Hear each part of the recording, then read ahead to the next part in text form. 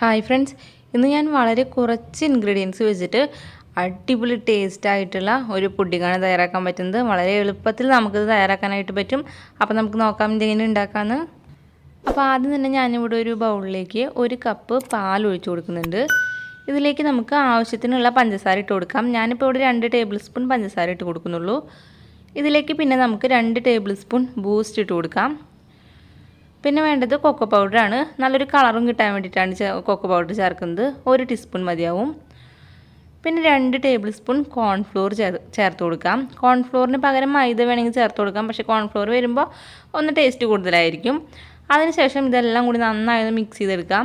അപ്പോൾ നിങ്ങൾക്ക് പെട്ടെന്നൊന്ന് റെഡിയായി കിട്ടണമെന്നുണ്ടെങ്കിൽ ഒന്ന് മിക്സിയിൽ തള്ളിയിട്ടിട്ട് പെട്ടെന്നൊന്ന് കറക്കിയെടുത്താൽ മതി. അല്ലാന്നുണ്ടെങ്കിൽ നന്നായിട്ടൊന്ന് മിക്സ് ചെയ്തെടുക്കുക. അതിനുശേഷം നമുക്കിതൊരു പാനിലേക്ക് ഒഴിച്ച് കൊടുക്കാം. അതിനുശേഷം നമ്മൾ കൈ എടുക്കാതെ തന്നെ ഇളക്കിക്കൊണ്ടിരിക്കണം. കാരണം ഇത് പെട്ടെന്ന് കട്ട പിടിച്ച് പോവും. അപ്പോൾ ഹൈ ഫ്ലെയിമിൽ തന്നെ വെച്ച് കൊടുക്കാം. അതിനുശേഷം നമുക്ക് നന്നായി ഒന്ന് ഇളക്കിക്കൊണ്ടേയിരിക്കാം.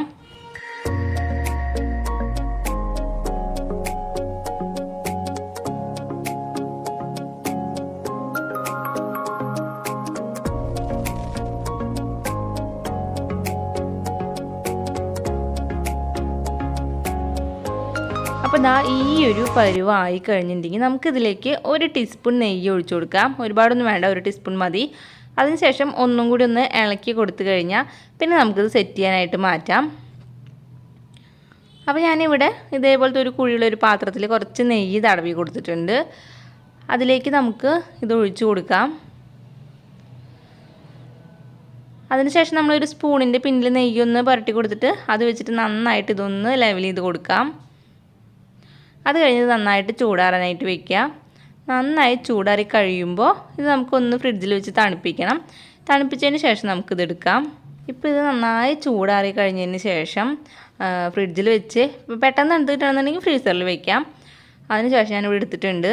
അപ്പോൾ നമുക്ക് സൈഡൊക്കെ തന്നെ പെട്ടെന്ന് വിട്ട് കിട്ടും. നമുക്കിതൊരു പ്ലേറ്റിലേക്ക് മാറ്റാം. അപ്പോൾ ഇതിൻ്റെ മേലും സൈഡിലും ഒന്നൊക്കെ നട്ട്സോ ഫ്രൂട്ട്സോ എന്ത് വെച്ചിട്ട് വേണമെങ്കിലും ഡെക്കറേഷൻ ചെയ്യാം. നമുക്കത് കഴിക്കാൻ കിട്ടുമ്പോഴും നല്ലൊരു ടേസ്റ്റ് ആയിരിക്കും. അപ്പോൾ ഇത്രയേ ഉള്ളൂ. നമുക്ക് വളരെ എളുപ്പത്തിൽ തയ്യാറാക്കാൻ പറ്റുന്ന നല്ലൊരു പുഡിങ്ങാണിത്. അപ്പോൾ നിങ്ങൾ ഇതുപോലെ ഒന്ന് ട്രൈ ചെയ്ത് നോക്കിയിട്ട് നിങ്ങളുടെ അഭിപ്രായങ്ങൾ തന്നെ കമൻസ് ആയിട്ട് അറിയിക്കുക. പിന്നെ ഈ വീഡിയോ ഇഷ്ടപ്പെട്ടാൽ ലൈക്ക് ചെയ്യാനും ഷെയർ ചെയ്യാനും മറക്കരുത്. പിന്നെ ഈ ചാനൽ പുതിയതായിട്ടാണ് നിങ്ങൾ കാണുന്നതെങ്കിൽ പ്ലീസ് ചാനൽ ഒന്ന് സബ്സ്ക്രൈബ് ചെയ്യണേ. അപ്പോൾ ഇനി വേറൊരു വീഡിയോ ആയിട്ട് കാണാം. അതുവരേക്കും എല്ലാവർക്കും ബൈ.